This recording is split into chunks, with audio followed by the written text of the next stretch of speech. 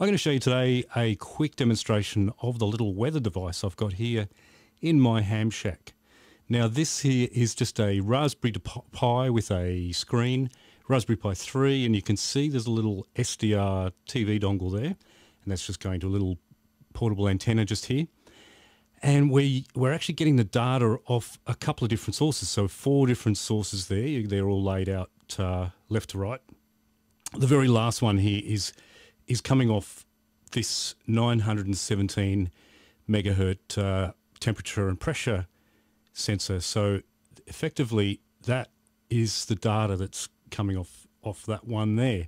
The other ones are in different rooms, and the one outside is just a bit more of a complicated one that's also got some other data, but we're just interested in the temperature and the humidity. So what I've done is I'm using a program called Node-RED, and it was developed by IBM.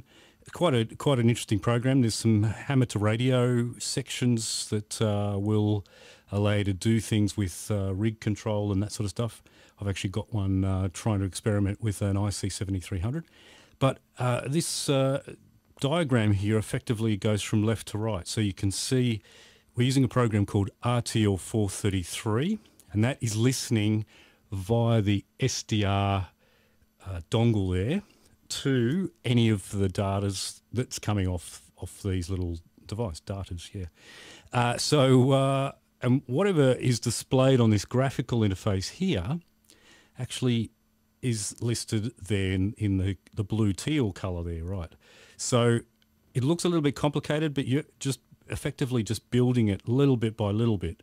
So effectively it comes in, the little green message payload here, that is actually just listening to the devices, and I'll show you that in a second.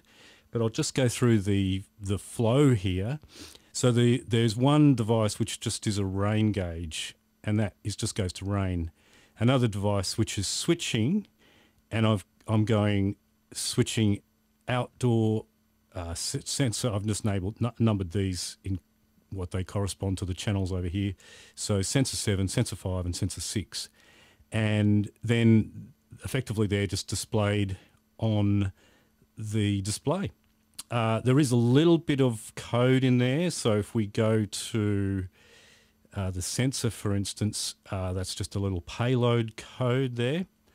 And then in the switch itself, it is looking for the numbers, which are these unique IDs. And I literally got those off listening to the device. So you can see there's some numbers there. Those numbers are the numbers that are actually whether it goes to switch 1 or switch 2.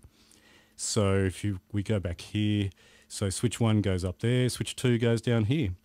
Then that's as simple as that. Then flick it over here to display it, and then literally you then can display any of that information. I have in here, you can see the word temperature.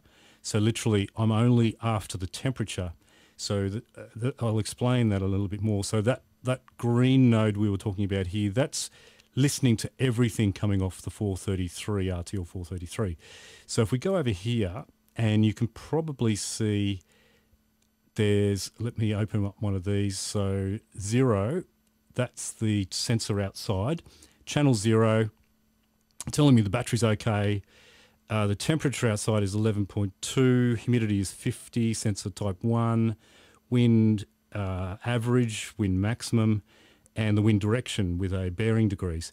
But I'm only interested in the temperature and humidity, but in the case of the display, I'm only interested in the temperature. So I just want the 11.2, which eventually gets filtered up here to 11.2. So that's done all in this little function area here. So that was that temperature. And then if I go into the other one, on the second line there, I've labeled humidity. So it should be written as humidity. So then what that's doing is literally stripping away all this other data that I don't need. I don't need to know the battery or the channel number. But the ID there, that's coming up there, and that's what's in the switches here. So literally those numbers there, switch 1, switch 2 is the ID number. That's under payload ID. So that's as simple as it is. It does take a little bit of time to work it out. I have no coding experience, so it's quite easy to follow through some of these things. And literally, because we're listening on this RTL 433 receiver here, it is actually listening to anybody who is putting up a 917 meg device. So at the moment, it's only picking up my devices, but there could actually be other neighbours' devices there. And I did see there was a neighbour device on a different frequency, but all those are my sensors. So technically, you actually don't even need one of these little devices. You could actually find one of these devices from your neighbour. But the thing is that when these things are reset, you hit the reset button, the ID number changes. So I haven't done a battery change on them, and I think the ID might change. Just means you have to put the ID back again in the switch, but that's not a huge thing. But I just thought I'd show that. And that's this little weather display. You can do a little bit more than what the normal display that came with the unit. You can obviously show a lot more sensors. And you can also start to graph things. Like I want to graph the humidity inside the house at the moment. So that's an hourly graph, but you can also save that as a CSV file. And you can do a whole lot more things than just the standard display. The standard display only shows the outdoor and the indoor, plus one other sensor, which is that one there. So it means that you can turn this into a little home display. And I plan to just have maybe one of these displays just next to a whole lot of other rig controls.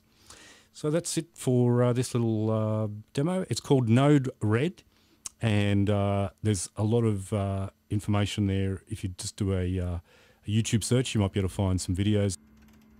And the next project is to extract some data from the IC7300, which I've already got the CI-V interface working there, but to extract it and use something like a Stream Deck to control it. But that's for a future video. Thanks very much for watching 73s.